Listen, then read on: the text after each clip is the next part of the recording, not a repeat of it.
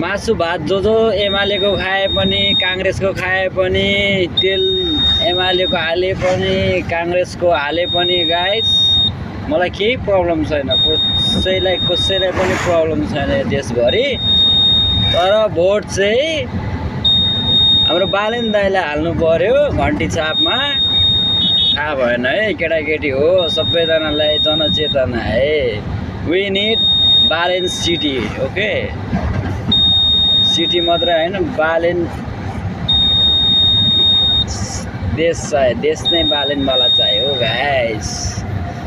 ल मासु भात सबैतिर छुट, डिजेल पनि छुट। भन्दा त घन्टीमा है सबैजनालाई